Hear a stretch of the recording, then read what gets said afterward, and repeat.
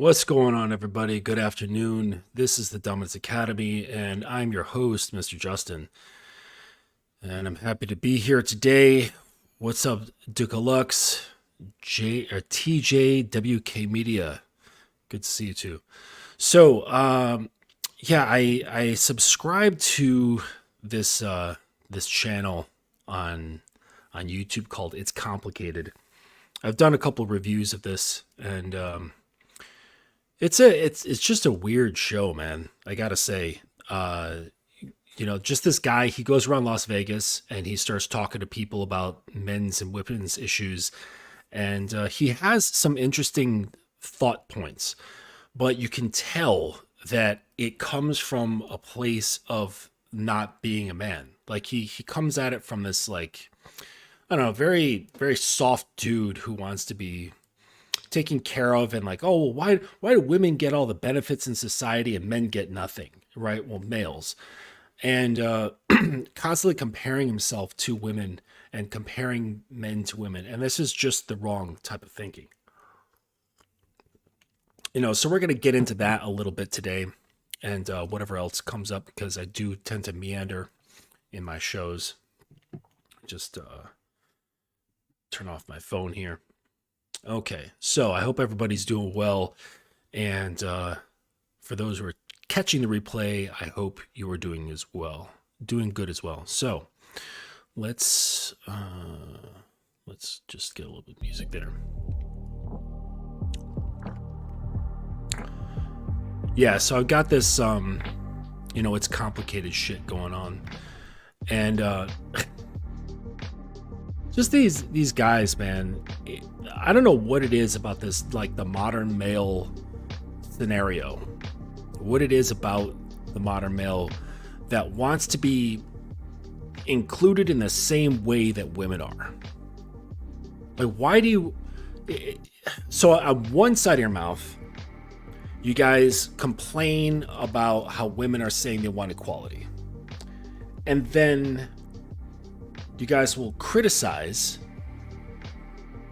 equality and wanting to be the same as women. And it's like, well, wait, do you want there to be difference, or do you want things to be the same? It really fucking blows my mind. And the thing is, though, is that you really need to have difference. You need to have difference in relationships. You need to have difference between men and women, because this is what creates polarity, and polarity is the glue to all of reality. You look at, like, the atoms that make up all of reality. They're in friction with each other. Okay, everything's vibrating, has a friction to it. This is what keeps things going. This is what allows for things to continue as they are. And when you have things align in with similar polarities, that's when shit falls apart. That's when you have relationships and situations where there's not any congruence. Congruence actually has to do with opposites that feed one another. Okay, and that's really what I promote a lot in the academy, is developing these differences, but developing polarity, developing strict and delineated power differences, where the man is over here and the woman is over here. You have understood roles, you have understood placements. It's known what is acceptable and what is not acceptable for each of you. And this is really what allows things to move forward. Okay? And in my belief, when the woman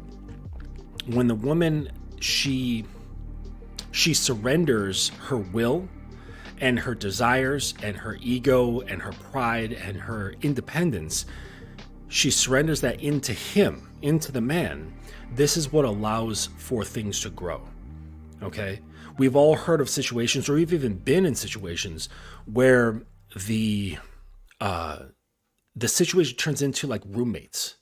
and we've heard about this, or you've been in this situation where you're together, but you're individuals. You're what did like I think Jada Pinkett Smith said this, where we're independent but we're together, or some shit like that.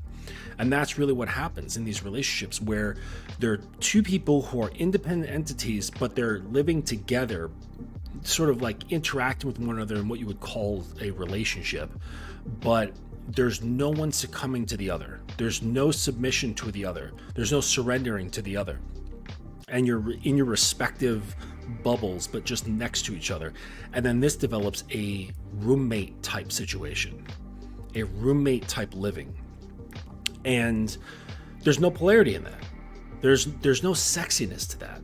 There's a lot of negotiation. There's a lot of democratic sort of setups in this way, and it doesn't promote growth. It doesn't promote growth in this way. I suppose it could grow if each person was very much accountable to something and they take it upon themselves to grow, okay? But that won't necessarily bring you closer together. That's not going to create a union. It's not going to create a oneness in that relationship. And this is what's lost on a lot of people. But it requires men being in such a way that that allows this stuff to happen. Hang on a second, I unplugged my power cord. Okay. So like while you could have two, I guess supposedly like healthy individuals in a relationship together, you're not really gonna grow. You're not gonna grow closer. You're not gonna go deeper. And it could function fairly well, but it's gonna have a stopping point. It's gonna have a limit to it. And it's only until one submits themselves to the other that things can actually grow and become a lot deeper. And that requires letting go of pride, letting go of ego, letting go of your will, letting go of your independence, and understanding that sort of stuff can only take you so far, And I get it. Like, if a woman has been, I in my program, I just put up a few videos about difficulties with submission. And like a lot of women have difficulties with submission, especially if they've been on their own for a number of years.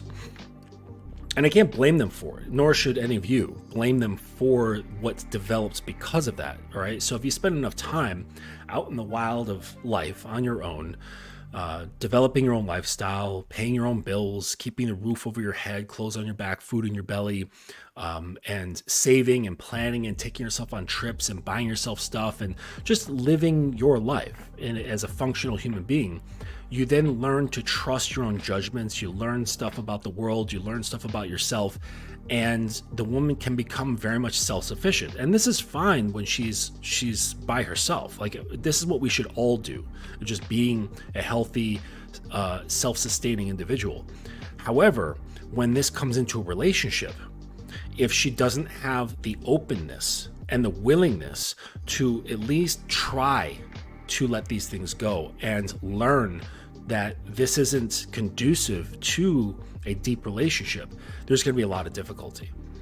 And I understand it, because usually these sort of activities and this life is built up out of learning that many men can't be trusted. They can't be trusted with leadership. And this is just the fault of men.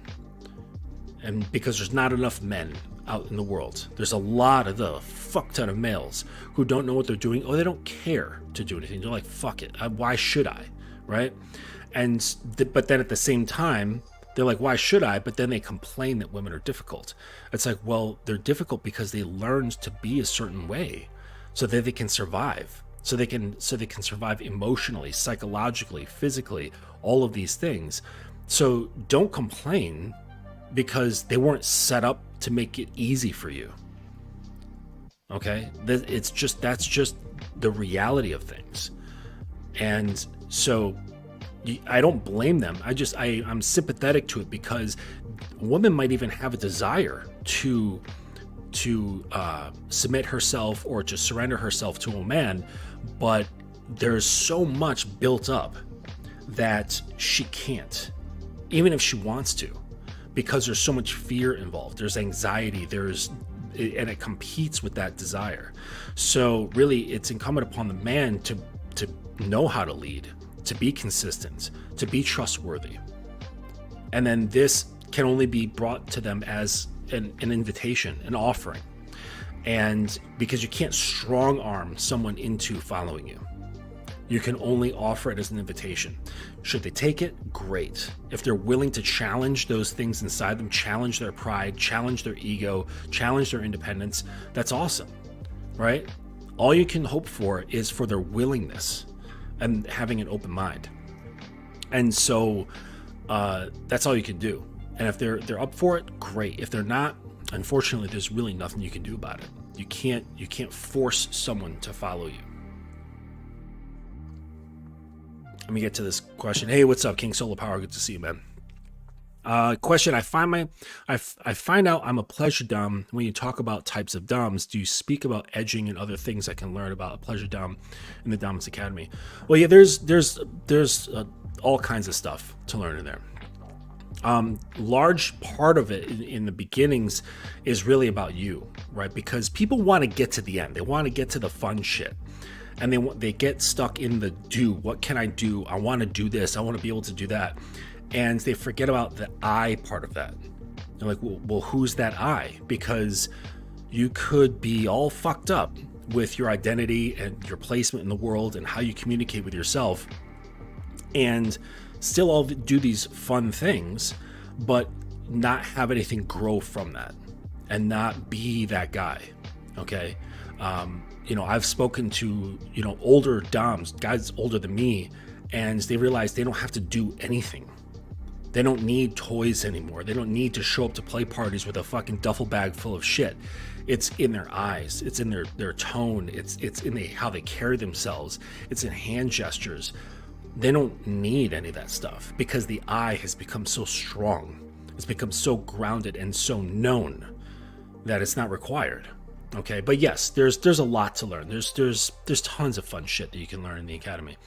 But understand that a lot of the work to become that guy is to focus on the I part of the I am doing.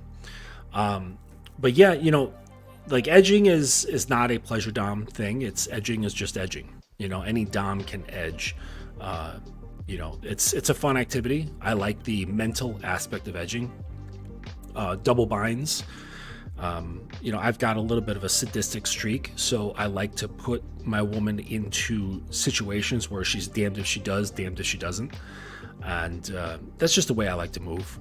And, as well as, the sexual part of edging. And, and it's good that King, you've recognized yourself as a pleasure dom. And a lot of people sort of like look down on that because they feel like, they're like, oh man, like this isn't like dominant enough. And really the dominance comes from your knowledge as a pleasure dom, okay, or a service top. Those terms kind of like intermingle. It depends on who you talk to. So some believe that it's a service top, and then there's no such thing as a pleasure dom. But I think it's just interchangeable terms for the certain type of person. And the thing is that your domination lies in your knowledge, and the person comes to you for a service. So it's more or less like going to a massage therapist or going to a mechanic, where you're saying like, look, I have this problem. I want you to fix it. I've got these sore muscles. I got knots in my back. My carburetor's fucked up, whatever it is. And you're going to them for a service, and this person provides a service, and they take pride in doing a good job. And some may see that like, well, that means the sub is leading. And not really, because they're submitting to your knowledge.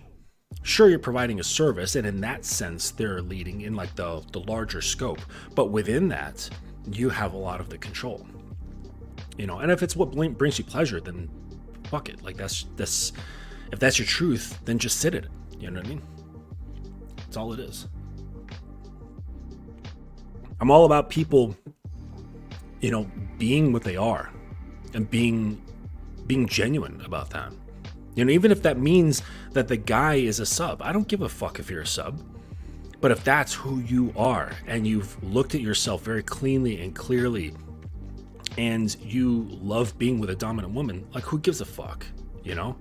Especially if the two of you get along and there's synergy and polarity, that's great. There's enough fucked up relationships out there where people are not living in their truth. They're not true to who they are. And they're trying to do something and making a square peg fit into a round hole. And that's where you come into a lot of fucked up problems in relationships. When you're trying to force something to be, or you're trying to force yourself to be something that you're not. This is where a lot of problems happen. So, all right, so let's take a look at this video here. And we'll jump into that. Just give me a second. Present, share screen. Masculinity is disposability. So let's listen to what these guys have to say. Getting back to the masculinity conversation, why do you think it's so difficult for people to publicly advocate for the problems of men and boys? Because victimhood doesn't work for men the way it works for women. We don't feel sorry for men. And rightly so, by the way. Rightly so. I mean, biologically, men are disposable in a way that women aren't, for the obvious reasons. If you have a tribe of 10 men, 10 women, you send the women off to war, you're screwed. You send the men off to war, one comes back, you can still replenish the population. So men are disposable, always will be, much more than women. And so we don't feel sorry for men in the same way. And I'm not advocating that we feel sorry for men, because I don't believe that's the solution to men's problems. The solution to men's problems is for men to be better. I agree wholeheartedly. We're not here to feel sorry for you. No one's gonna feel sorry for you.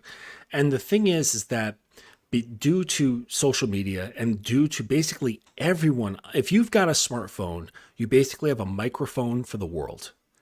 And this allows the weak men to have a voice that's just as strong as the strong men. It allows males to be on equal playing ground as men. And since there's a lot of them, there's a lot more males than there are men, they can come out and be like, I don't want to be disposable. I don't want to go off to war. I don't want to face the world. I don't want to have strain in my life. I don't want to have challenging in my life, especially if there's no thanks for it. If no one's going to tell me that I've been a good boy and that there's no prize at the end. It's not about doing for the sake of getting accolades. It's not doing, like, men don't act because of these things. And this is an indication that males live without principle.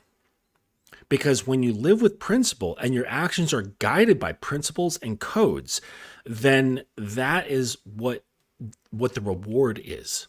Because you then can look at your life, you can look at your actions and your habits and your behaviors and say, I am living true. I am living as a man. And this makes all the difference in the world, because you're not looking for praise. Praise may come, but that's not why you're doing it. These guys, these males, they have been invisible for so long that they really, really fucking want that attention. They, again, like I said, they want to be on equal playing ground as women. They want to be cherished. They want to be treasured, just as women have been. And so they're like, well, if we're equal, then I want to be protected as well. I want to be treated as special as well. And that's not the mind of a man. We're not looking to be treated like little treasures to be taken care of. We can take care of ourselves and more. I can take damage. I can take the world on the chin. I can run into a burning building, metaphorically speaking.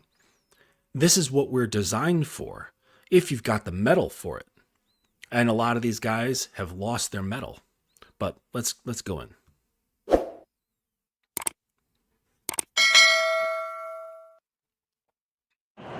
You were on a previous episode of It's Complicated where you brought up the concept of male disposability. Male disposability. We as a culture don't care about the problems that uniquely or disproportionately impact men. Male homelessness, 3/4 of men, male suicide, 80% of men, war deaths, 99.999% of men. We don't care as a culture about anything that impacts men. The best you'll hear is people talking about men's mental health, and it's always followed by so they can be productive and help the culture. Correct. Because a man that does not produce, a man that is not constructive, a man's not building anything for himself, for his family, for society, for culture, nothing. What are you here for? You are then just a consumer. So many males, they're just been conditioned, or they've allowed themselves to be conditioned to be simply consumers.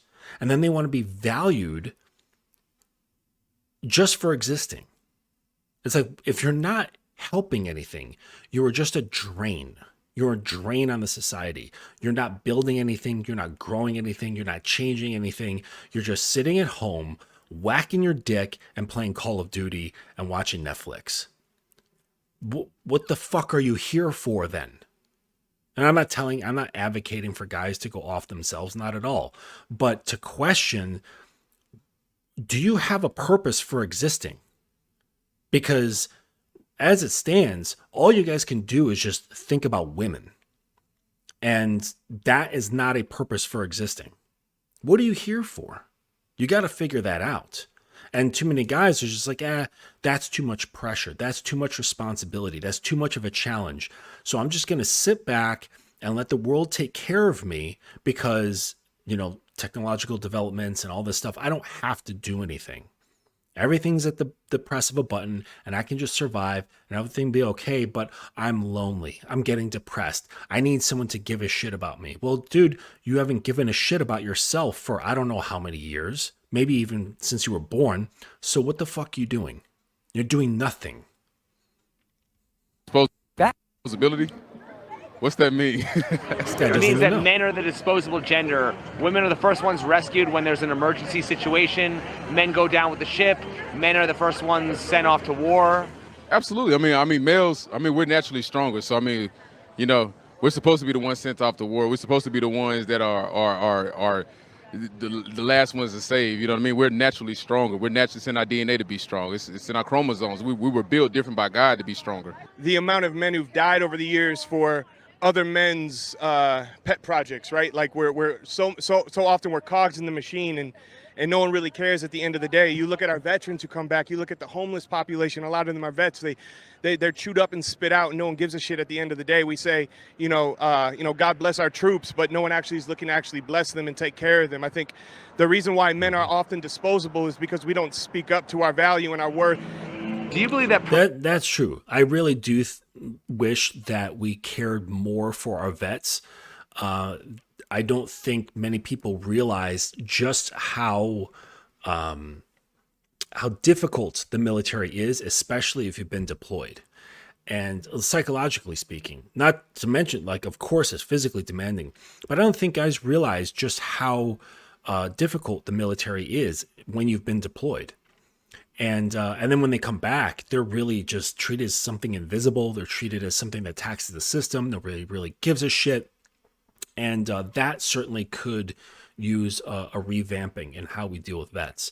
But the truth of the matter is that because of the strength of men and because of capable men, not the males who sit around and fucking complain and do nothing, we wouldn't have shit. The buildings you're in right now are due to productive men. The microphone I'm using, the mic that this guy's using, the camera it was filmed on, the streets that they're standing on, the plumbing they use, every single thing that we take for granted was because of productive men. Men who decided, you know what? Food fucking rots. We got to figure out how to keep it cool. How can we keep this cool without having a box we have to constantly add ice to or whatever? I don't know. Let's make a refrigerator. Let's design this shit. Okay? Let's figure it out. And And I think too many guys have become really passive and saying, you know what, I'm not going to figure it out because it's not worth anything. No one's going to give me a pat on the back. The guy who fucking designed the refrigerator wasn't doing it to get a pat on the back. He was doing it to solve a problem. Men, we are natural problem solvers. But perhaps it's just due to culture and technology. Men have lost that need to solve problems because so many things can be solved with the press of a button. So it's like, well, why? I don't need to worry about that. It's already done, right? So the males have really, really lost that edge because they're looking for that pat on the back. Let's see how you guys are doing here. What's up, Olympus Mons? Yep. What's up, Jimmy J? Yes, consuming and not producing is a feminine trait. Yes, of course. All right, let's jump back in here. Let's see what this chick has to say. Promoting hyper masculinity feeds into male disposability. Why men are often disposable is because we don't speak up to our value and our worth. Do you believe that promoting hyper masculinity feeds into male disposability? Yes, How? because you're basically hyping them up to be like aggressive and violent for like no reason when they don't have to be. The way I was brought up was to be tough and to be super hard, not to really care about much, not to love much. So, and that's not true. We shouldn't be that way. I mean, it hurt the way I approached relationships. It hurt a lot of stuff. So I think the way that people approach hypermasculinity from that perspective is very dangerous. It's very toxic. What the fuck is hyper masculinity? Is it just like being outwardly tough and bold and all that stuff? Whatever. If that's who you naturally are, just fucking be that. Right? But again, males watch from the sidelines, looking at men and saying, okay, that's what's approved of by certain women or by society, but I'm not that. I'm this like scrawny little bitch who likes to fucking complain about things and eat fucking Twinkies all day. Like, yeah, you're not that. The problem is, again, is having that voice. Just shut up. Either change or shut up. Stop complaining. Stop complaining about everything. You don't get a fucking voice. Until you're at the table doing some shit, then just shut up. You don't get a voice just because you can speak, just because you've got a mic. It doesn't make your voice valuable. And that's the problem with a lot of this bullshit. I do believe in male disposability. I believe males are valued at what they provide to the world, and I think it's a harsh reality that we have to succumb to. The hypermasculinity is what we promote. We are the strong ones. We're the protectors. The women have to be submissive. Dude, this guy, he's gonna be the strong one and protector. Yeah. While he's running towards an emergency, he's like, wait, my tiara. Listen to every word that we say and everything like that. So the fact that we promote those rules, yeah, it's going to come with the male disposable world. Like, we should be on the front lines. We should take out the trash. All the hard jobs that nobody wants to do, men. That's right. When people say that men are disposable, if we replace that with any other group, blacks, Jews, wouldn't that be hate speech? Not necessarily. I don't feel like, because I mean, men, we're naturally stronger. So I mean, I feel like we have to be disposable. You know what I mean? That's a false comparison. But anyways, it's our job to protect women. So I feel like we have to be strong. So if making us strong is what makes us disposable, why would anyone want to be strong? No, making us strong is not what makes us disposable. Just being a man is part of what makes us disposable. Just that's what it is. And if you're stronger, you're going to be utilized more, or you can utilize yourself more. And yes, in some situations, depending on what that is, it might mean your disposal. But it's because it's usually for something greater than you. And, you know, these guys are they're stuck up in their ego. They're stuck up in their pride. They're like, I fucking matter. Guess what? Your existence is a fucking blip in the universe. It's not even a full blip. It's a blip. That's it. Your life is fucking inconsequential. But our ego tells us that we're super special. You're not. You're fucking not. In 100 years, no one's going to know that you existed at all. Okay? Like, I know of a little bit of my lineage. Okay, maybe my great great grandfather. That's it. After that, and prior to that, those people are fucking gone. They have dwindled away into history and have vanished. Okay? The only important thing is that they made efforts so that I could be here, just as all of your ancestors did. Either they were smart enough or tough enough. And that's why you're here now. And you honor that, and that's it. But it's like eventually you're going to be gone too. You're going to be completely forgotten. At some point, you will cease to exist in the minds of the world. Okay? You're not special. Nobody is. Because that's what God created us to be stronger, to protect women. What if you don't? Yes. What if you don't subscribe to that narrative? Not everyone is religious. I agree. I mean, not everybody. To say that if your belief says God made us to be stronger and therefore we protect women, fine, okay? But that doesn't, if you're not religious, that doesn't change the fact that we are stronger. We can do more. We can lift more. We can run faster. Our reaction time is faster. We can track, like, I remember a study was done where they were measuring like how male and female eyes track moving objects. Our eyes are better equipped to track small moving objects. This is from our ancestors in hunting, right? It's like we were designed to do a certain thing in the same way that like a cheetah's body is designed to run at fucking, what do they run? Like 85 miles an hour for like 30 seconds.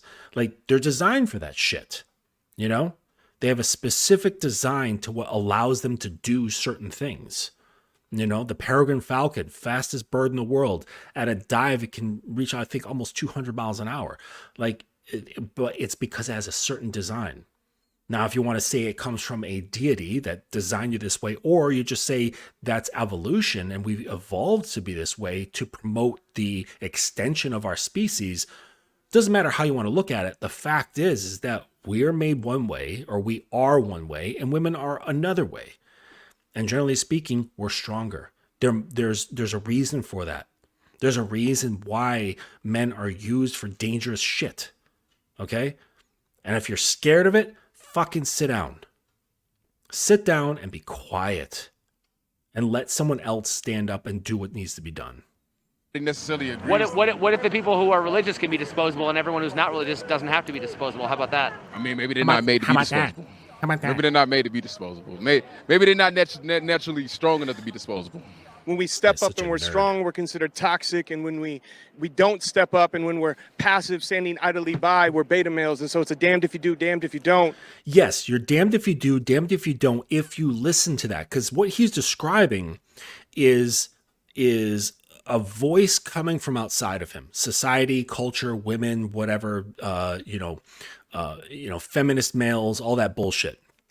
And he's saying, well, if you act like this, if you're like a bold, masculine guy, you get labeled as toxic masculine. And if you don't do those things, you're labeled as a beta. It's like, why are you paying attention to the voices, thoughts, and opinions of other people? First off. Secondly, why do those things matter to you? Why are you giving any sort of weight or credence to anything that they have to say about you? Men don't give a flying fuck what you think about them because they are run by their own principles. Or if you're a religious person, it's coming from God. And that's all they give a fuck about is, am I living to God's standard? That's it. Or if you're living to your own principles, you're aimed by those standards. If it's not any of those two things, what's it matter what anybody has to say? I'm sure that Marcus Aurelius had a lot of naysayers that called him this, that called him that. You know what? He said, fuck it, I'm building the Roman fucking Empire. If he listened to what everybody had to say, do you think he would have been able to do that? Or the person who fucking built the Empire State Building, or built the San Francisco Bridge. People are like, oh no, you can't do that or whatever. No, I'm doing it. I've got the plans. I've done the math. This is what's gonna happen. But the thing is, if you listen to the voices of everybody else, either what you're doing gets mutated or you end up doing nothing at all. I believe that a man is supposed to have a balance. Anybody should have a good balance of male traits or masculine traits and feminine traits, because you can't be a dad and be too overly masculine. You have to have sides of you where you can care for your children, where you can love them, where you have to break that wall and be both sides, especially if you're a single parent. I wouldn't call that having feminine traits. You know, I've got a daughter and I've got a son, and it's still masculine. It's just how I care for them. It's softer, but it's not feminine, right? I mean, because they're children. I can't be as hard on them as I am my clients, for example. So it's not being feminine. It's just being a softer version of masculine. I'm still leading, okay? And it's like a mother is going to have a feminine way, and she can even be leading, but it's still going to be feminine leading. It can be caretaking. It's going to be feminine caretaking. Just because you may have a softer caretaker side of you does not mean that you're being feminine. Okay, this is a completely different thought process, mental makeup, intention, and energy, all about it. And no, I don't think men have this. Just because you do something softer or caretaking, it does not mean that it's feminine. Okay, you're still a man, you're still leading. You lead at all times. Even if you're not intending to lead, you're still leading. All right? Why do so many people think that if you're not this macho alpha male, you want to put on a dress and wear makeup? Oh, that's TV. I think that's definitely pop culture. That's comedy. That's what people have seen in theater and over time, and that's just American propaganda. It's pop culture. I don't personally believe in wearing dresses and stuff like that. It's not something I would do, but I also don't think that makes me a macho man. There are still many men I know who don't look like Dwayne "The Rock" Johnson, but I wouldn't be like, you're feminine as. Like, no. Yeah. For example, they see the flowers in my hair and they're like, are you a boy or a girl? Definitely a boy. Listen, no one has looked at this dude and mischaracterized him for being a girl. They said either he's gay or he's an effeminate man. No one's looking at this guy and thinking, are you a girl? Come on now. And the flowers definitely don't take away from my masculinity, I feel like, because I'll still very much get aggressive with you and stuff. But no, you don't have to prove that to us. Yeah, I don't know why they think that. It's the society-based male disposable world that we've created. Naturally, we're stronger. So, I mean, let's say, for example, like if you go in the gym and you lift weights, right, and you lifting 240 pounds, and you get off of that bench and then your girl gets on that bench, would you allow her to lift that 240 pounds the same way? See what I'm saying? You're going to lower the weight for her. You know what I mean? So you're going to lower the weight to maybe about 80 to 90 pounds. You see what I'm saying? Like, we're naturally stronger. It's in our DNA to be strong. But does that mean that we have to take abuse to be seen as a real man? It doesn't mean you have to take abuse. Of course not. You need to have boundaries and rules, okay? It means that you can take abuse. It means you're equipped to take abuse because you are strong. You have the mental fortitude to handle it. You've got the physical fortitude to handle it. You have the emotional fortitude to handle it. It doesn't mean you allow abuse. It means that you can handle shit coming at you. You can handle women. You can handle the world. You can handle other men. And it doesn't fucking make you flinch. This is what having strength is. Strength of character. Strength of resolve. Okay?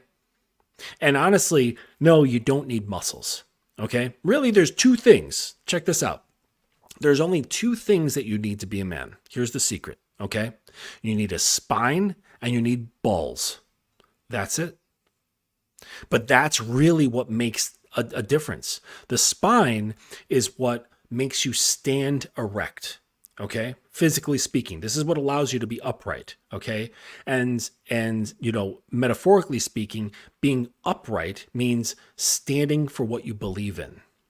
This is what separates men from males. Standing up in the face of danger, in the face of opposition, in the face of counterculture, whatever it is, and saying, this is not right. Or standing up for saying, I think this is right. And being able to stand up and be erect. So having a spine, all right? Having balls is the daringness of having the willingness to perhaps even put yourself in danger in order to do what you need to get done, or to do things based upon having a spine.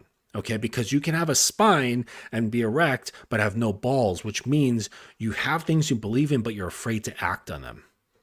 So you get online and you bitch and complain and rah, rah, rah. You have a lot of beliefs that are strong within you, but you have no action. You're all talk. Guys with balls and no spine, those are the foolish ones. They throw themselves into things. They're very daring, but they're foolhardy. They have no vision. They have no reason to be getting into shit. They just fucking do shit. Okay? Like, it reminds me of that show Jackass, where they're just like, you know what? I wonder what it would be like to go down like a 100-foot long ramp in a shopping cart launched into a bed of burning bed mattresses. It's like, okay, you're right. You got balls, but like, what the fuck are you doing anything for? Okay? So those are the two things that make up a fucking man: having a spine and having balls. I think it's necessarily abuse. I think it's our sign of the road to be strong. How is being stronger going to help men survive when they sink on the Titanic? That's a really good question. I don't know if they're supposed to swim faster or, yeah, it's an unfair thing. It's what allows you to fucking save lives. That's what it is. It's not about your life. It's about being strong enough and fast enough and smart enough to help other people survive. This is what it is. It's not being able to swim better. Fucking morons, man. Thing that men have to deal with, women and children first, but at the end of the day, like, it should be who I actually don't know who it should be. How is it going to help men who have to get in front of a train? Well, have you seen Spider-Man? I want a man that I know that will get in front of a train for me. Like, I can defend myself, but Spider-Man was able to. She's right. Okay, now the train is allegory, or it's a metaphor. Okay, of course, we're not going to, you'll be splattered instantly if you step in front of a moving train, but that's not the point. She's talking about a train, okay, in a metaphor sense. This is what women want. They want you to be able to take the world on the chin, and that train might be her. It might be her emotions. It might be her fucking pride. It might be her ego. It might be her fucking bad behavior. It might be, her family. It might be your family. It might be something going on in the world. It might be an emergency. It might be anything. Men with a spine and balls can stand up against any kind of train. And yes, you might fail. You might die. You might get hurt. You might not have the outcome you want. But it's the fact that you have the spine and the balls to stand up for those things or stand against those things is what makes you valuable. And yes, women find that incredibly attractive. They do not find it attractive for a guy to sit on the sidelines and then using philosophy and word salad to explain why he's not getting involved because of this system and because of this and because of that and because of culture and men and women and this, that, and the other, and I'm valuable, and men have this stigmas, and let's redefine what masculinity is, and I'm still a man and all this bullshit, but I'm just gonna sit here and explain away why I'm a fucking useless coward because I have no spine and I have no balls to hold a train back. So if we judge human value based on reproductive value, why won't women become disposable when they hit the wall and experience menopause? That's a good point, because once a woman hits menopause, that's at a point of her life where she's not producing any kids, she's not really doing anything productive, let's say, in the life cycle. But I think at some point she was having kids, and let's just say she had 2 kids or something, that's okay. She was valuable at one point, so that value therefore stays on her because she has kids to raise and a husband to tend to. Yes, and he's right. And so he had to take the stance when he first said it. He's like, from a reproductive standpoint, okay? Here's the thing. Yes, this is a necessary thing. It's part of being human, is reproducing. Is that what we're all here for? No. Okay. I am done with having kids. My girlfriend is done with having kids. Oh, she's got 1 kid, but she's done with having children. He's grown. My kids are almost grown. So should I be like, well, what's the point of the relationship? What's the point of having you around if I can't reproduce anymore? All right.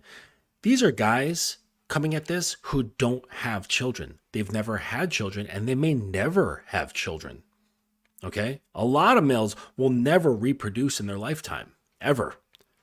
So it's like, well, then what the fuck are you talking about these things for? I'm telling you, there's far greater things in relationship that can be achieved that have nothing to do with children. There's a whole world of possibilities within that. And in my course, like with relationship development, there's a lot in there about how to go about this and how to design things and to create what you want. But the fact is that he had to take that stance of reproduction as his initial starting point, because if he didn't have that, then it would fuck up the whole line that he was going down, right? So what this guy does is he presents very thought-provoking questions, but they're leading questions. So he presents the question in such a way that there's only a couple of answers, and the answers feed into what he already presupposes. So a lot of this stuff comes with having a predetermined idea already and not really wanting to think beyond those things. And a lot of males who have no experience with relationships, very little experience with women, they don't fuck a lot, they don't have any children, they don't have families, they seem to have it all figured out, which is complete bullshit. Until you got some real fucking experience under your belt, you really shouldn't have an opinion. But they'll form their opinions, they'll look at studies, they'll watch YouTube videos, and they'll gather all of this secondary and tertiary information in order to gain this knowledge. And then they feel empowered because they have all this knowledge, but they really don't have knowledge because it's not coming from them, right? They're absorbing it from the outside. And a lot of times that information is coming from guys who are just like them.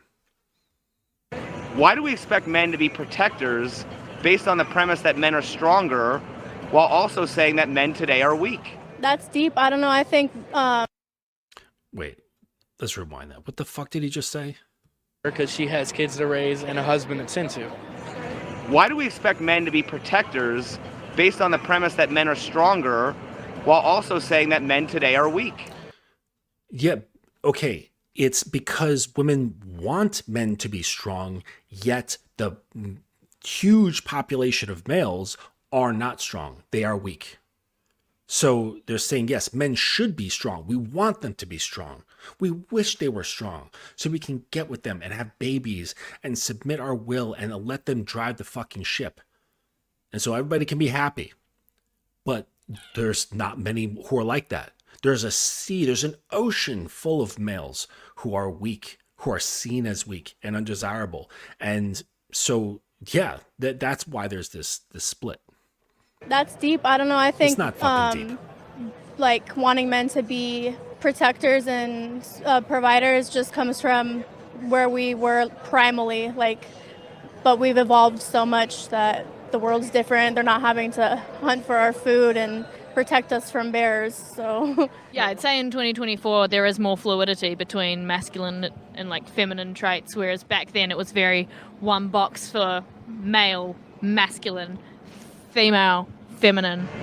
Why isn't the solution to women's problems to just be better like it is for men? Because they're seen as feminine and not masculine, and they don't have the motivation to do for themselves. Accountability. Exactly. Okay, when we're talking about accountability, okay, who is the thing that is holding them accountable? See, these guys, they want to sit back and they want the wide and multitude of voices of these weak males to hold women accountable for their behaviors. Women don't give a fuck about you. They don't. They don't care about all of your little voices. They don't. They don't give a shit, nor should they. Okay? The only way to hold a woman accountable is to have a woman in front of you who is campaigning to be on your program or who has already gotten on your program. It's at that point that you can hold her accountable based on your principles or based on the principles by which the religion that you follow. That is the only way. By talking in mass about women's behavior, you will never get what you want. They will never be held accountable, and you're just going to come off as a complaining, whiny little bitch. Why are men made to feel like they're not good enough naturally? Aren't women encouraged to be their natural selves? Women are encouraged to be their natural selves, and they're supposed to protect their value from the time they're born. Men are supposed to create their value from the time they're born, and we're born without any value. Which, that's bullshit. That comes from low self-esteem. That comes from bad parenting. Okay? So if you have a grown man who is a father and not teaching his son about his inherent value as a man, he's going to grow up thinking bullshit just like that. That I have no value until I've become valuable. Okay, you do have base value, and you can become more valuable by attaining skills, intelligence, strength, abilities so that you can produce more.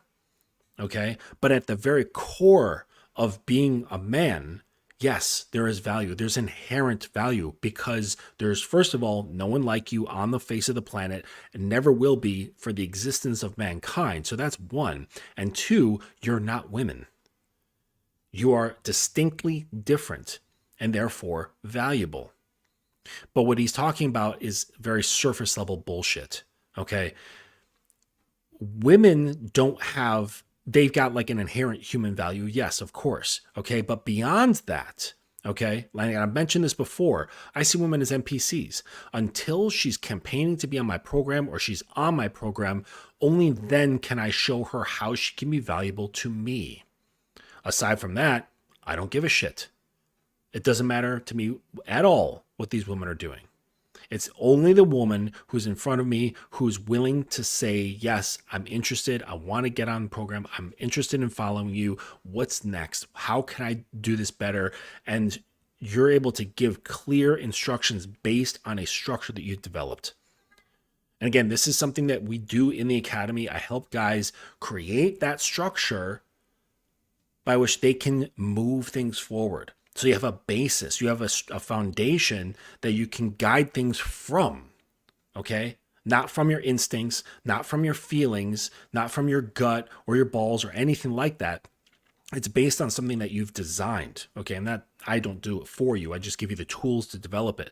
And I give you the guidelines of how to use those tools, but then you create the structure and the foundation by which you can run any relationship, be it a one-night stand or a 10-year marriage. It doesn't really matter, and anything in between.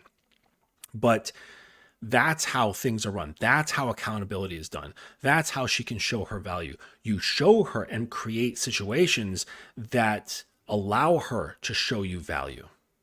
By positioning her, you give her opportunities to position her such that she can show value. This is leadership. This is how you get growth. Just like if you're running a business and you have a few employees, you create situations so that they can achieve, so they can break through barriers and make everything better. And then you come through, you recognize their consistency, you recognize their growth, you give them rewards that makes them want to do more and want to do better. And then next thing you know, you've got this well-oiled machine and it's going and going and going. You do periodic reviews. You look at how the business is doing as a whole. You're tracking everything. You look at each individual on your team and how they're doing. And you see where there's weak points and you work to strengthen those weak points. If they got bad habits, you try to weed out those bad habits, replace them with new habits, and you take care of the whole thing and everybody comes up. This is how it's done. You're not going to make any change, any kind of significant change by doing shit like this guy is doing on this YouTube channel. It's not changing the way women think or behave. You can only do that through direct one-on-one influence. And that's it. Women are not encouraged to be their natural selves. They're getting BBLs, they're getting boob Surface. jobs, they're putting makeup on, they're Surface. dyeing their hair, they're wearing compression garments, they're lying about their age, they're lying about their weight. No, women are not encouraged to be their natural selves by other women or even men. You can encourage a woman to be whatever you want it to be if she wants to be on your program. Then you can tell her exactly what you want her to show up as. If you like the way she dresses, great, you keep that going. If you don't like the way she dresses, you influence her to change it. If there's habits you don't like, you change those. Beliefs, structures, values, all of that stuff. If she's wanting to be on your program, you can change whatever is conducive to the forward movement of the relationship as a whole. How is women wanting men to sculpt themselves to be masculine different than men wanting women to sculpt themselves to the point of eating disorders? So again, like, this is just bullshit. Here he is, like I mentioned before, comparing men to women and putting us on equal playing ground. There's no difference. Don't these sexist expectations create unhealthy obsessions in both genders? Most definitely. I think there's a lot of that going on in this generation. Obviously, we talk about women getting pushed to the point of eating disorders, but I think what isn't talked about a lot is men actually getting pushed to the point of eating disorders, or this kind of reverse thing where it's like they're not big enough, but women need to be smaller. Years in the gym, years of life experience, years of self-reflection. Those are all things that it takes for a man to become that masculine, macho, high-value man that women want, where all women have to do is really simply stay clean, look relatively nice, and not overeat. Yes, that's at the onset. That's at the very beginning. Yes, women, you should take care of your body, take care of your skin, your hair, your nails, your breath, your teeth, your eyesight, all that shit. You should take care of yourself, okay? Take care of how you show up in the world. Have good language, have good manners, good behavior, and all that shit. If you're spiritually inclined, take care of that shit too. That's at the onset. Like I said, excuse me, once she gets on your program, that's when everything changes. That's when it gets specific of what she needs to do in order to keep her position next to you. That's where it makes a difference. All right. And again, these guys are comparing themselves to women. It's not the fucking same thing. Do you think that a man taking steroids can be compared to a woman getting plastic surgery? Yes. How so? It depends on what the steroids are for. If you're an athlete, you're taking steroids to promote your skills on the field or whatever sort of sport you're taking. Okay. If you're a bodybuilder and you want to get your pro card, you absolutely have to take steroids. There's no way around it. All right. If you're doing it for health, okay, like for me, I've been taking steroids for 15 years. Okay. It's TRT, but I'm still taking testosterone. I've been doing that for 15 years. I'm doing it for health. So there's a whole host of reasons why men take steroids. Yes, some take it to be aesthetically better looking. Okay. And yeah, it's fucking hard work. Trust me, when you take steroids, there is no overnight sort of thing, even if you take Tren. All right. I've tried tons of different stuff, tons of orals, tons of different injectables, just to see how my body responded to them, to get an greater understanding. Even Tren will not make things just like magically appear. You have to have your diet on point, and you have to work out like a motherfucker, and you have to sleep a lot. Okay. There's no way around it. Okay. But it's not the same sort of thing. Comparing men to women, it's just not the same. Because steroids just makes you physically stronger, and it changes your appearance, or your physical appearance. And it's the same thing with women with BBLs and fucking titty jobs. If being masculine is a natural process, why are men often shamed to be sculpted that way? Because they're probably not masculine enough. Yep. People have told me that I'm... Yeah, the only people who shame masculine men are males who aren't masculine and women who don't like it. That's it. Feminists and weak males. But again, why are you listening to any of that shit? What the fuck does it matter to you? not like feminine enough, you know what I mean? And I hear some guys aren't masculine enough, and it's just like, what is that supposed to mean? I think we have certain traits that, you know, is how we cope Polarity. with surviving in the world sometimes. And Hasn't the rise of masculine women pushed men into their feminine? In a sense, yeah. The rise of masculine women pushing males to be more feminine. So that means that you are already influenced by women, which means you weren't a masculine man to begin with. Yeah, I believe society is a lot more soft today, and it's a lot easier to be soft if you choose to be soft. We're not forced into harsh realities like we were in the past. So the need for women to be masculine has come from the lack of support and from certain propaganda which pushes them to believe that they don't need men when we both need each other. But are women submitting? DNA still defines their role, it's right? about the man that's able to like lead. this If guy. you as a man, if you're willing to lead, if you're willing to lead a woman, she should naturally be. You ever hear? Hold on. You ever hear the expression, "You can lead a horse to water, but you can't make him drink"? That's true. You can't But the thing define. You is- can't make a woman follow you. You can't. No, you can't. You can't. But the thing is, though, is you're only going to care about that shit if you are hungry and needy for validation. Men are not hungry and needy for validation because they validate themselves. So the leading is always an offering. It's always an invitation. You cannot force a woman to follow. You can't force the horse to drink. So yes, you lead them to water. If they drink, great. If they don't drink, who gives a fuck? But at the end of the day, the Bible says that, I'm sorry, I hate to make it religious, but I'm a religious person. The Bible says that he who finds a wife finds a good thing, right? Mm-hmm. So if you find a woman who does not submit to you as a man, as being a dominant alpha male, what do you have to do? You have to leave. Yep. So if you find a woman that does not submit to you, you need to go. They don't like exactly.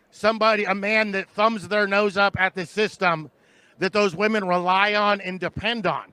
You as a man can go, I'm out, I'm not doing this. And there ain't nothing a woman can do because you can provide everything you need with the exception of the occasional release. Does a man need to be masculine in order to have equal rights? no, he doesn't need to be masculine. Does a man need to be masculine in order to have his needs met? In a lot of ways, yes. Yep. Does a woman need to be feminine in order to have her needs met? No, she does not. So She does not, because there's plenty of weak beta males who are willing to give her dick because they're so hungry for validation and attention and affection. But here's the thing. Those are on the level of wants. In order for a woman to get what she actually needs, it goes far deeper than that. And she cannot get what she actually needs on a deeper level unless she is feminine, open, soft, and yielding. And the thing is that when she yields into a structure by a man who's trustworthy and knows what he's doing and knows how to nurture and protect that stuff, she finds a level of freedom that she never knew was possible. Freedom from her own mind. But this is beyond tons of women. All right. But I do know some women who are in marriages and relationships that understand this because they live it. And it's a sort of thing that has a depth that these women can't even really explain. But they do know that within that situation, within that closed system, they have ultimate freedom. And it's freedom from themselves, freedom from their ego, freedom from their pride, freedom from that thing that makes them firm. It releases and they become an extension of their man. And in that is unfathomable freedom. But these guys, they don't fucking know this shit. They've never experienced anything like that in their lives. why is that different? Women's lives are much easier than men. Women wear makeup and high heels and act as if they're so soft and don't want to pay their own bills and try to have a man to do it. Women do not have to do anything. They don't have to provide value in any way and will still be taken care of. No, they won't. Not to a man. See, males allow that to happen. Males will take care because they're so needy to have women there. They need to have women in the situation so that they can feel better about themselves. So they do, and providing all of, fulfilling these wants of these women. Okay. yeah, a woman's going to have to do what's necessary for a man who has a program, who has a measurable system, and she's going to have to perform. So no, she doesn't have it easy. It's not an easy job being with a man, but it's fulfilling. Off of things that they were born with. Men will not be provided for if they don't do anything, and will succumb to living under Vegas if they don't do anything. How is saying that men have to create their value any different than saying men don't have value? Wow, that's actually a bar. Yeah, actually, I never really thought about it that way. But I think also, and they don't have to create their value. They have to create more value. And if that's what you want, that's what you want. Like, if you have a desire to fucking create a bridge, you have to get the education. You have to make the connections. You have to have the gumption to make that shit happen. Okay? No one's just going to give you a pat on the back and say, hey, you know, you're a man. Go ahead and fucking build that bridge. It's not going to happen. You have to create the things that you want to create. It requires will and a spirit to produce. in the jungle, the way that, you know, where we come from, we had to prove ourselves. So in sports, a lot of times when we were growing up, we were very competitive. So I feel like we had to, that's just a part of the nature. It's just part of nature. How are conservatives saying that we need men to be disposable any different from feminists saying kill all men? Ooh, I don't think it's different. I don't think it's different. I think it's just, it's... Again, why do you give a fuck what conservatives and feminists have to say? Like it means anything, like it has any real weight. Who cares? People are going to talk. They're going to have their opinions. Who gives a fuck? It's the same thing because it's treating people like they're disposable. Feminists saying kill all men haven't lived in a world without men. So Ooh. it's a ridiculous statement. He gotcha. Pass on that one. Yeah. Isn't the idea that men are disposable the reason that men can't be seen as victims? Yeah, I do think that it's a lot harder for people to look at a man as being a victim in a situation rather than a woman. Isn't that the very premise behind the empathy gap between men and women? Yeah. And many men fall victims to, let's say, like sexual assault, trigger warning, and things like that because, you know, of the male disposable world, like you shouldn't have let that happen. Like you're a man, you're strong, you should be able to defend yourself. Nothing like that can happen to you because you're this strong. You're assigned to be the provider. You know what I'm saying? Since the beginning of the time, we were always created to be the stronger one. We were always women are not our equal. Put it like that. Yep. Our job is to protect and lead the woman. This guy knows what's going on. So if the woman is not, the woman doesn't necessarily possess the traits of being able to be strong. A woman doesn't necessarily have the genes to be strong as a man. Who assigned you that role? My DNA. Your DNA? My DNA. Yep. Are you sure it's not your religious beliefs? It's the fact I have a dick.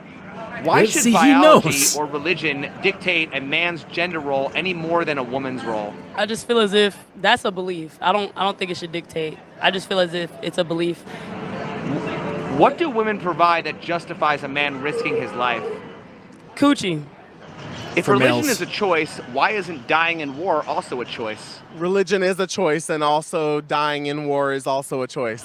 Well, we have to get drafted, so it's actually No, not we a choice. don't have to get drafted. You won't catch me drafted. There hasn't Right, been a but I'm draft in saying a men long are time. going to be arrested if they don't sign up for the draft at 18, so is that really a choice? I'll go to jail. I'll be locked in a room with men. I love men. Well, do you think religion should dictate what is legal in a free society? No, I think that your DNA should dictate that. I think that as being a man, that you should understand that you're naturally stronger than a woman. Your job is to protect a woman.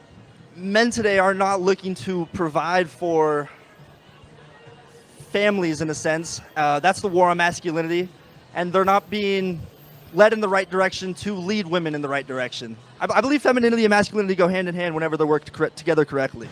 Why are men defined by their role while women are defined by their existence? Because we provide different... No, that's bullshit, broad talking points. Yes, a woman is defined by her role, but that's only up to you when she is in front of you. things to the world. I don't think there should be any roles. I feel like you should just live your life how you want to live it. Women fought for equality for all those years, and so it's just Why can't we all just live our life without having to put expectations on each other just based on your gender? Because then there's no fucking polarity. Like this lady, she's going to get with some soft beta male and they're going to be roommates.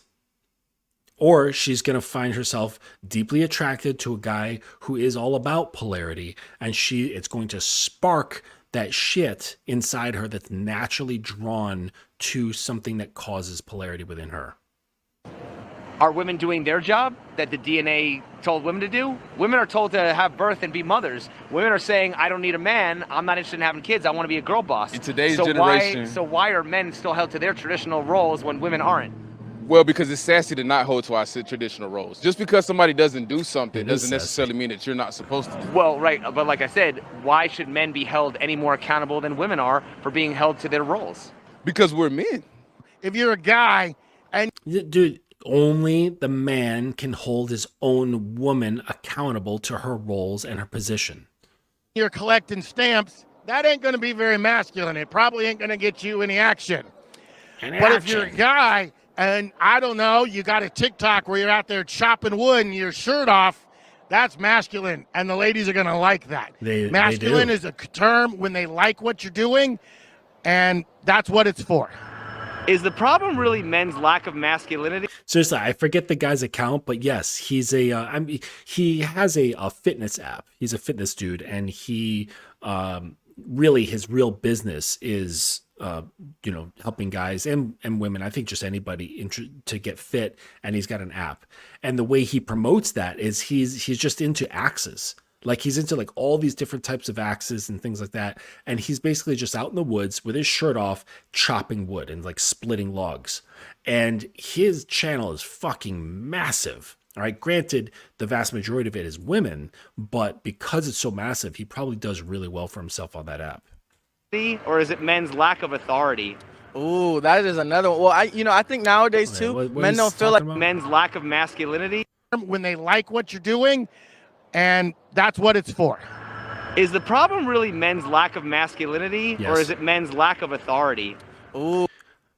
They go hand in hand. You can't have authority and not be masculine. How can a weak man have authority? You can't. If you're going to have authority, you need to be a grounded, strong man that relies on himself, that has his own square that he stands on with all fucking 10 toes. That's how it has to happen. So he has something behind the authority to uphold the authority. Ooh, that is another one. Well, I think nowadays too, men don't feel like they can be that authoritative in that manner because they feel like that they say their opinion too loudly. Maybe they'll be canceled. Maybe they'll be judged. Worried about getting canceled, worrying about being judged. He's saying men can't have authority. They can't step up and be in the position of authority, being a leader, because they're afraid of what others might think. Every leader in history has had to say to themselves, I don't give a fuck what they think. Like, just think of any leader, any great leader that has made like serious impact on history or culture or politics or whatever. They've all said to themselves, I'm doing this because I have a spine and I have balls, and the voices of the naysayers don't mean anything to me. I'm doing it. So the only reason why is he explained it. He said, because they're afraid of judgment. They're afraid of getting canceled, as if that fucking matters. So what that shows is that they're more concerned about public acceptance versus accepting themselves. Wasn't authority taken away from men? In the court? No, you cannot have power taken away from you. You can only give away power. System, yes. In a lot of ways. Yeah, in a lot of ways. I mean, No. hey, listen, even when it comes to having a baby, you don't necessarily have the decision as a man, even though you two laid down as consensual adults. When it's time for her to get pregnant, unfortunately, you may not have the choice. So they've always taken the choice away from men. So we just roll with the punches. If women assume that men are naturally dominant, Why do they often complain about how men today lack dominance? Because men are naturally dominant. Males are not naturally dominant. And this is why we have the academy. If what he said is true, I would be out of a job. Okay? This is what we do at the academy. We teach males how to be men. And then we teach men how to be dominant men. Okay? There's levels to this. And so no, men are naturally dominant. Males are not. Oh, what a question. No, it's not what a question. It's fucking obvious. I don't even know how to answer that. Neither. You see how he's setting people up? Women, I feel like, obviously want to feel protected, and there is still that kind of stereotype that men will be the ones to protect them in that situation. But also at the same time, women can also fear them. Isn't Yes, responsibility fear them, yes. without She authority? said, but women can also fear them. Yes.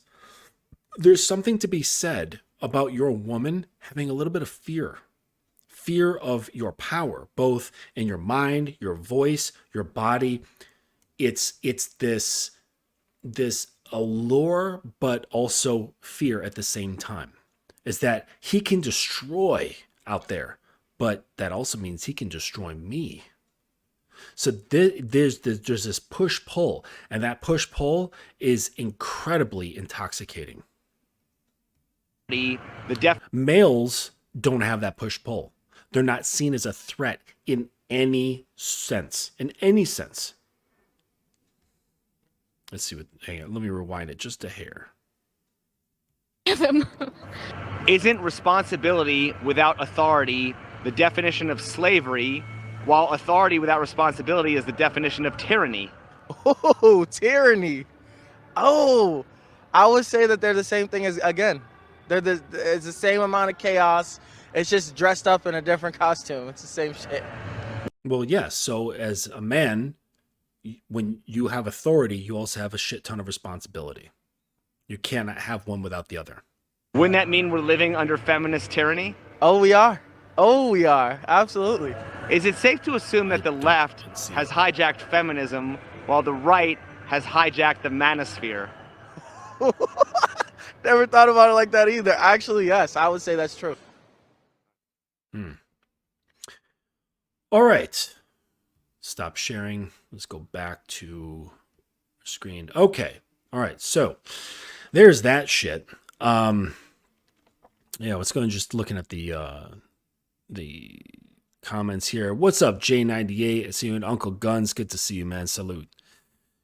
Kason. I can't pronounce your last name. Hoyula. Olympus Mons. Dukalux, what you said, what I meant with the earlier statement is that males claiming to be men and they should be looked up to just because they are males. Then I asked them, what have you done? Yeah, and it's not like what have you done in the world? It's because, like I said, it's spine and balls. So it's what have you done with yourself? How are you communicating with yourself? This is what's really important. And it's utterly palpable when you are around a man with spine and balls. It's not like you look at his achievements and go, okay, you've done some stuff, so that means you're a man. It just means you're a producer, okay? And that is an aspect of men, but just being a producer doesn't necessarily make you a man, all right? What makes you a man is entirely internal. It's an internal relationship with itself. And it's a self-defined ethos, all right? And, that's another aspect of the academy that I help guys figure out is what is that ethos? What do you stand for? And it becomes very clear. And once that's clear, you can pretty much do whatever the fuck you want, right? It's not until you have that, a lot of guys are just kind of like floating around life and like a leaf on the wind. And then that's why they feel confused. That's why they feel like they have no direction and they don't know what's going on in life. But I wanted to play that for you guys so you can gain an understanding of just a snippet of what's going on out there as far as how males think. You know, it's because like, you know, I am in my own bubble. You know, I basically just live my own life. I really don't pay attention to fucking anything outside of my direct life. My kids, my woman, my work, my health, my cat. That's about it. Like, I really don't pay attention to any of this other shit. So I kind of have to dip into that other world and see how like average males are thinking and behaving, because it just, you know, and then I look at it, I'm like, this is fucking mind-boggling. It's mind-boggling how people are allowing themselves to be conditioned, and they just go with the flow. It's like, okay, if it's a wide opinion, then, and it like partially makes sense, then you're like, okay, yeah, I'll just latch onto that. And it's like, how are you able to do that with your own mind? And you're just like this wet sponge, you're like, here, take it, put whatever you want in there, I don't give a shit. It's like, come on, this is your first barrier of defense, okay, is your mind. You need to fucking protect that like a goddamn citadel, okay? Be mindful of what comes in, because that's the very beginning. That's the beginning point of you having control of your life, is having control of your mind. Olympus Mons, personally, I wouldn't say fear. I'd say that it's definitely an aura that radiates from one who has a commanding presence. It's not that the man will hurt you, but isn't afraid to do what needs to be. Yeah, it's not fear. I don't know how to put it. You're right. It's not exactly fear, like he's going to do something to me. It's just this, I don't know how to describe it, but it's just knowing that he is a capable individual that can cause damage, and possibly that could come around to me, that he's just this formidable person. I guess formidable is a good word. And yeah, I mean, it's not exactly fear, but it's something adjacent to fear. I don't quite have the word for it, but you know, if somebody knows what I'm talking about, and they can plug that in there. Perhaps a woman could better answer what I'm saying. But yeah, the just those guys, I just wanted you guys to see how the other side of the street thinks. You know, because when you embark on the path of manhood, you become very, very self-focused. You stop listening and paying attention to the vast majority of the world. And you only pay attention to the shit that you actually care about. Things that matter, things that you have control over. And I can't remember the last time I watched the news or listened to the radio or read a newspaper or any of that bullshit. And someone might say, well, that's uninformed. And it's like, I ask them, well, how informed are you of yourself? And a lot of times, like, most people aren't, but they feel empowered that they know what the fuck is going on based on something they read in a newspaper. It's like, well, how the fuck, how is that making your life any better? It's not. It's really not. Jimmy J says, being a dominant man 24/7 every day requires work and consistency. Yeah, and it's not for everybody. You know, like, you find your way. You find your way, and you find what's right for you, especially if you can listen to yourself. So the more you listen to yourself and not veer away from what you know you need to do, that has you closer living in the truth that's intended for you on a daily basis. And that brings you closer to who that is. By listening to that voice that says, you should be doing this. And instead of brushing it off or distracting yourself, you just go and do it. This is what makes a huge difference. Okay? And whatever that comes about, whatever that creates, that's you. That's your sense of man. And it might not be this dominant guy 24/7. Okay? I don't have the patience or the time or the energy to be super organized over every little aspect of my woman's life. I don't have the time for it. I've got too many clients. I've got my business. I've got my kids. I've got my hobbies. I've got my fitness. There's a lot going on in my life where I cannot be on top of everything. Okay. But the thing is, though, is that when you're in a relationship and you do have some structure and you can present some rules, what can happen is you present just a couple of rules and you allow them to adapt. And once it becomes part of everyday life, now you can just add on a little bit more, and you add on a little bit more, and as they become absorbed into her and into the relationship, then you're not having to manage a whole bunch. You're only having to manage the couple that you're adding in. Okay, because those 5 or 6 or 10 or whatever, they've already become part of just regular living. So this is something that I've learned that is a very useful thing. And so you don't like present this whole fucking package because it's overwhelming. You just present a little bit at a time, and with some consistency, like Jay said, and putting in a little bit of work, then once those rules are absorbed and they become part of the regular everyday living, then you don't have to manage so much. It just becomes natural. Okay. So yeah, if you have any questions, just put them in the chat. Yes, you're right, Dickalux. Most guys are not dominant 24/7.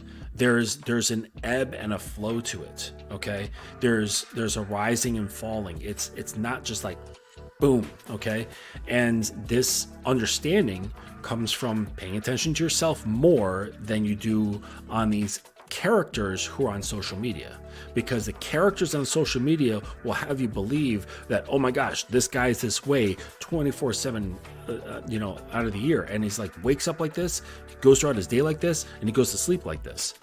Listen, I've coached guys who have outwardly presenting as very dominant guys, okay, but they're not like this all the time.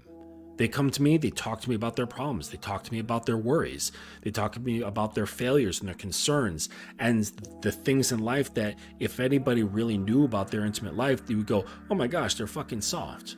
It's like, I like cuddling with my woman, okay, but she's earned that. She's earned that level of me. She's seen the silly side of me.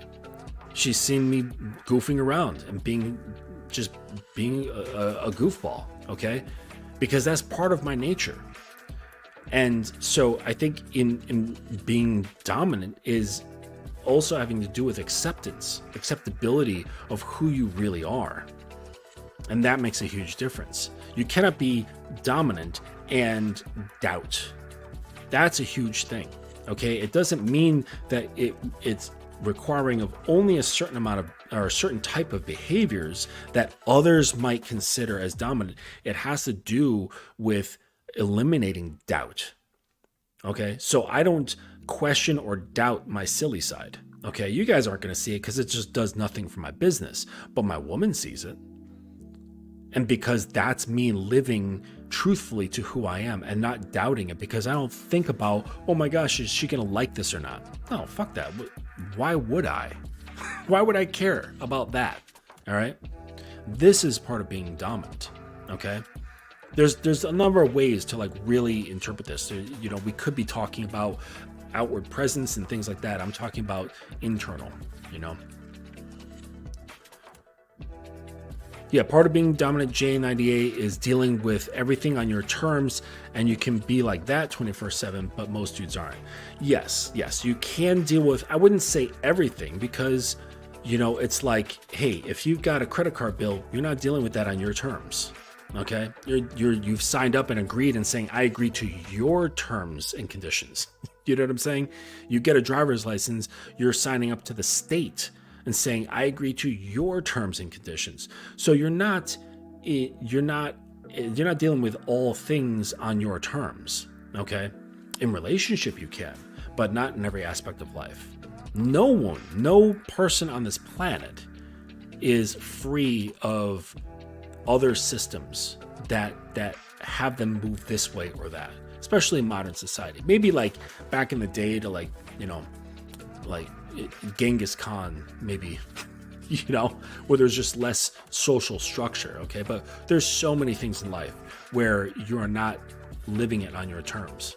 You know, you've got a mortgage. Well, that bank has power over you. All right. You're paying rent. Your landlord has power over you. You pay taxes. The government has power over you. All right. So it's not always in every aspect of life that you are on, you know, living on your terms. Okay. It's contextual. Uncle Guns here says, most guys I see contract out their dominance via movie, TV, game, sports characters that aren't real. They live their fantasy dominance vicariously through attracted or attached icons that are outside of them. Yes. Yeah. Yep. It's like I said, it's really about bonding with who you are. Olympus Mons, you said something earlier when the guy wanted to hold women accountable for their actions. You said, correct if I'm wrong, it'll be seen as whining if she's not under my program. If that's the case, when should I assert myself, my dominance to women and or men, when I believe I'm being disrespected? Okay, so that's got a couple parts. That's a good question, Olympus. So the whining. So when someone says they want to hold like a group of women or the female populace to a standard, it's going to be impossible. Okay, so let's say you have a megaphone or a mic and a speaker system. You have 1,000 women in there, and you disapprove of what they're wearing. You say, "Women, I want you to dress differently. I want you to dress like this." And you show a couple slides, and you're like, "This is how I want you to dress." Under what authority do you have to make them answer to you? All of them. None, right? You have no authority over them, those women. You only have authority over the woman who says, "I would like you to have authority over me." That's it. They like how you're showing up in the world. They like what you presented so far as your invitation into that authority, and they say, "Okay, I'm into it." And then at that point, you can tell them what to do. If that's not the case, yes, you're just sitting there whining about how women are dressing, how women are behaving, how women are talking, and it's like pissing into a tornado. Nothing is going to happen. Nothing. It's just a waste of energy. It's a waste of your voice and a waste of your time. When you should assert yourself towards women or men when it comes to being disrespected, well, see, the thing about disrespect usually is guys' feelings. Like when you really break it down, when guys say, "Oh, he disrespected me," or "she disrespected me," what it really says is, this person hurt my feelings and I'm upset. Okay? In my understanding, the way I look at it is respect is based on a previously set system. So the violation is not of your feelings, it's based on something more foundational, where it's not about you getting upset. And if someone does disrespect, you shouldn't be getting upset, because if you are, you're taking it personally. When, say, like if my woman breaks a rule that I find disrespectful, I'm not going to get upset with her. It's not about me. It's about the structure. Okay? The police, in an ideal sense, isn't going to get upset that you were speeding. You just simply broke the law. You disrespected the law. And now there's going to be a consequence. Okay? Now, if this is just, out in the world, then you just have your boundaries. You tell them just very simply, "You're not to speak to me that way," and then you dismiss yourself from the situation. That's it. Because you cannot change someone who is not willing to face change. Again, that can only be someone who is on your program. That's the only time when you can exert your will and saying, "You're not allowed to do this, you're going to do this instead." I hope that makes sense.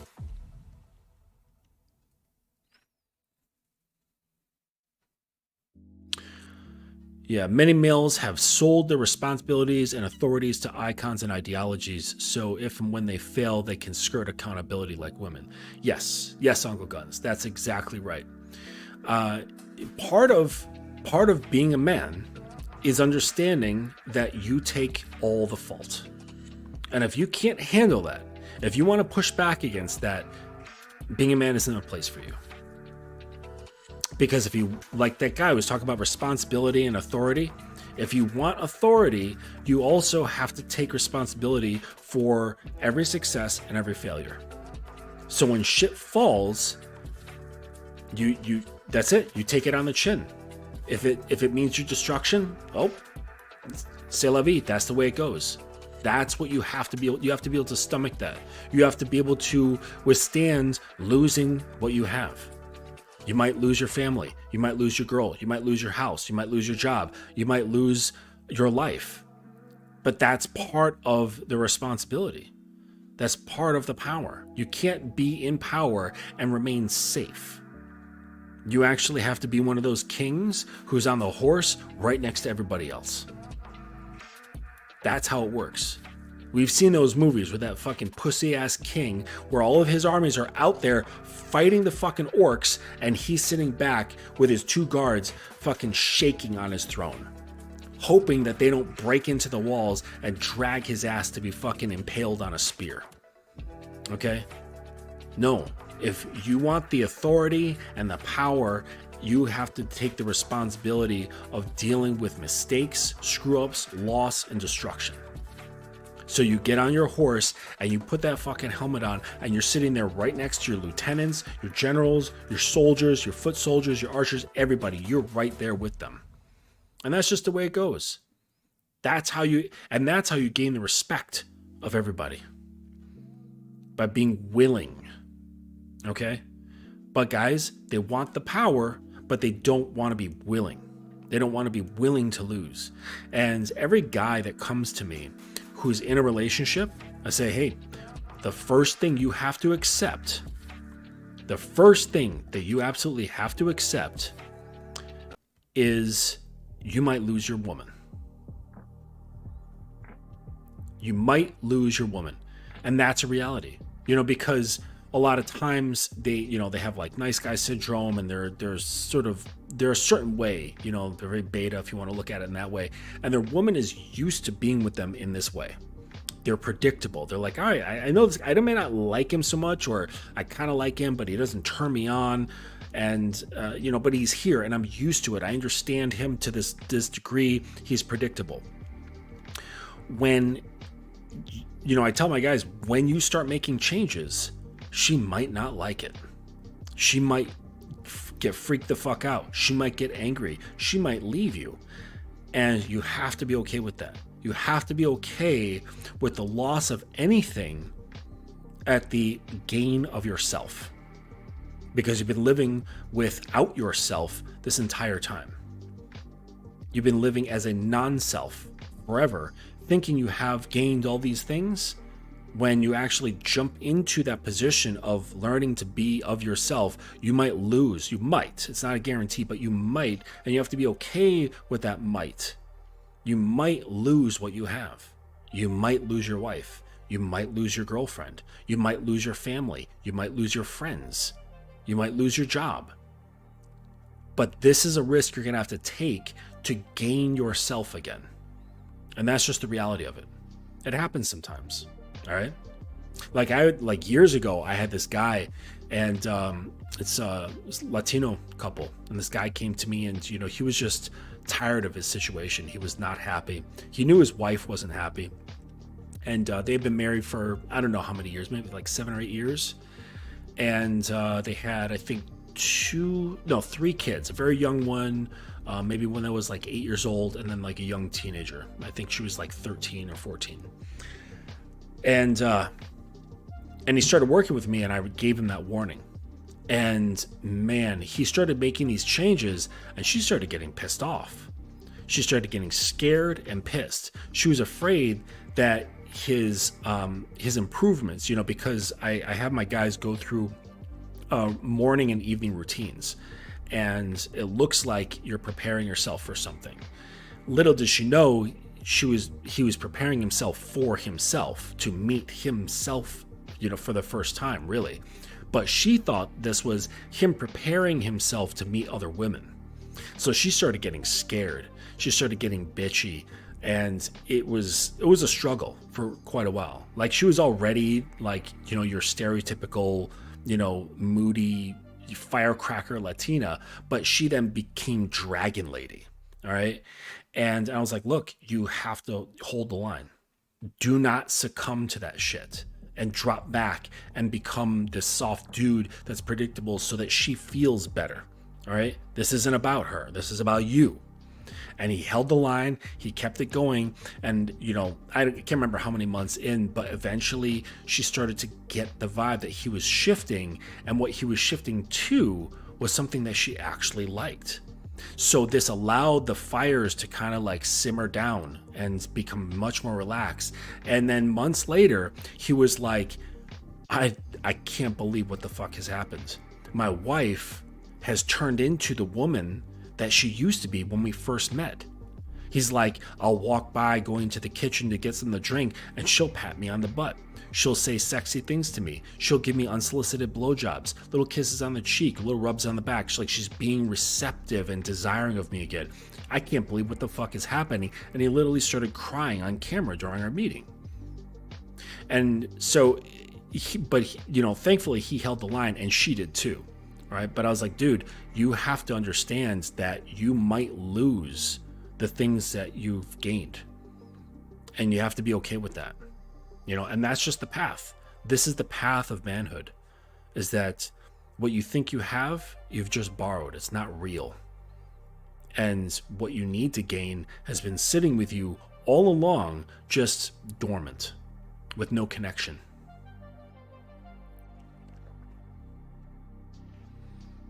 Yes, that's actually very true, Jay. Yep. You can never be scared to lose your woman in any situation. If you are, you lose the power to assert authority and your laws in that relationship. I was talking with one of my guys earlier today about that very exact statement. Is that you cannot lead if you're afraid of disappointing or losing your woman. Because that inadvertently changes how you lead. Your leadership then is based on walking on eggshells or averting any kind of conflict. When you lead, sometimes you will come across conflict. Sometimes you're going to have her do something, or you're going to give an instruction that she does not like. It's going to rub her the wrong way, or she's not going to understand it. And you're going to say, this is what needs to be done. And it's going to be difficult.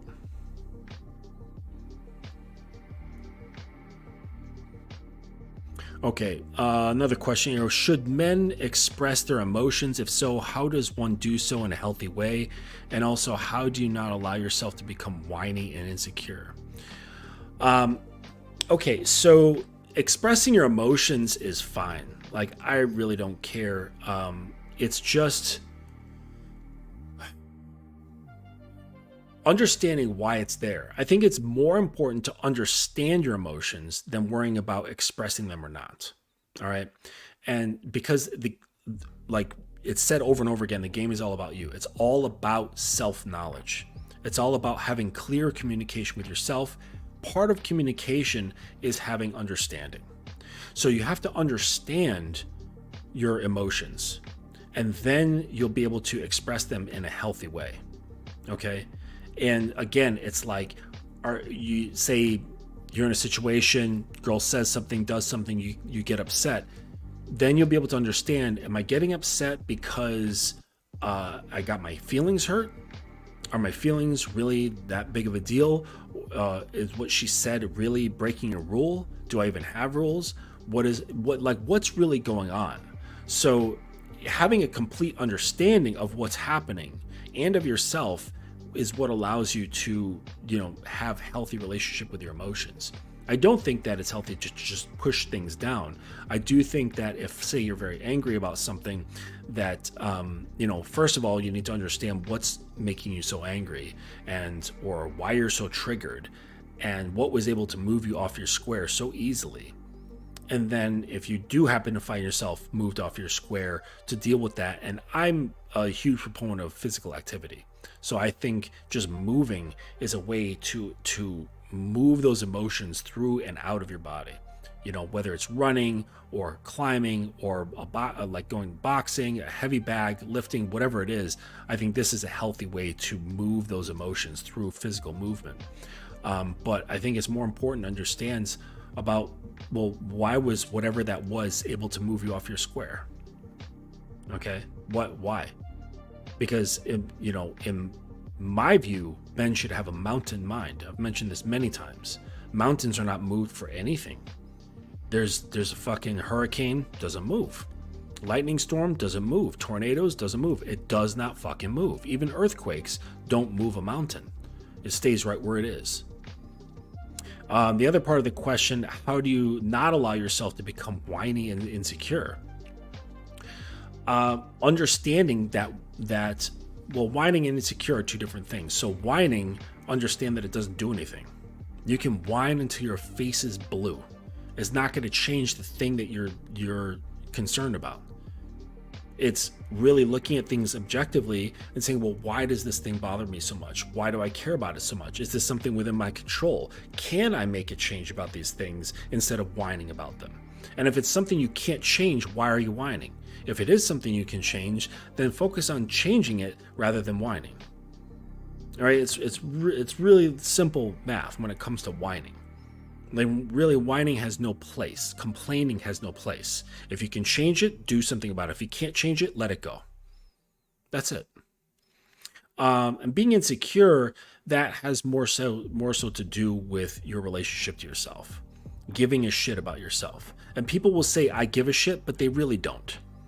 Just look at your habits. Look at your habits of your thoughts. Look at your habits of your words. Try to gain an awareness of how you speak about yourself. Like, I caught one of my guys today using humor that was self-depreciating. Men don't do that. Men do not depreciate on themselves. I know it's a form of comedy that's very popular, but we don't operate in that way.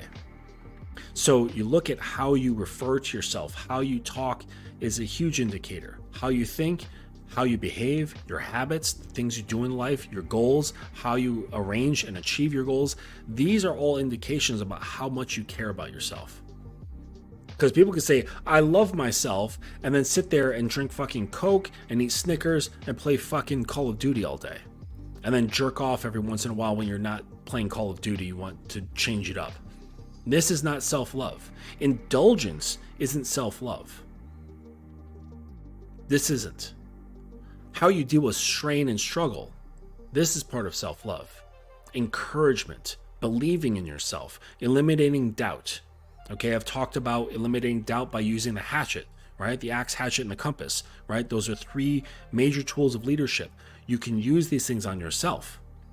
When these useless thoughts come up, like, I don't think I can, before that phrase even finishes, the hatchet comes out and cuts it off. It pops up again, cut it off. And you keep doing that until it fucking listens. Kind of like that game Whack-A-Mole, you know, where the thing pops up and you hit it with a hammer. Sometimes you have to do that a few times until your unconscious mind gets the drift.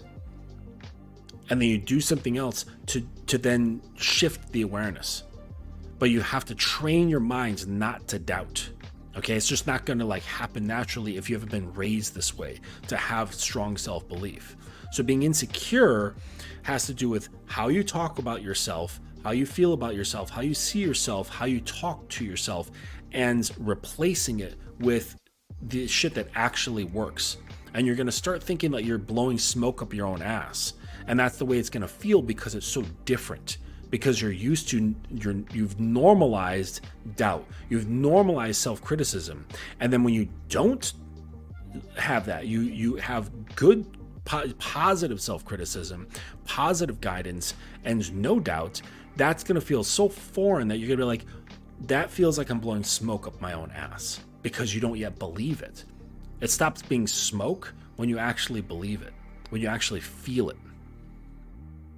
So it takes conscious action to eliminate doubt and bring in things that you actually believe in. This is how you have self-care. This is how you have self-love, right? And also by looking at your habits and shit like that. But okay, this has been a long fucking show. So we've been on here almost 2 hours. I did not intend for that, but it was a long video that I enjoyed picking apart and criticizing. I got to do that from time to time. So you guys, thank you for coming through and joining me on this afternoon, Friday afternoon. It's a nice day here in New York, somewhat. I hope you guys are going to have a great weekend. Be productive, rest if you need to, and be sure to check out my programs available on thedominanceacademy.com. If you have any questions, email me at thedominanceacademy@gmail.com, or you can message me on Instagram, thedominanceacademy_. And I will see you next time. Take it easy.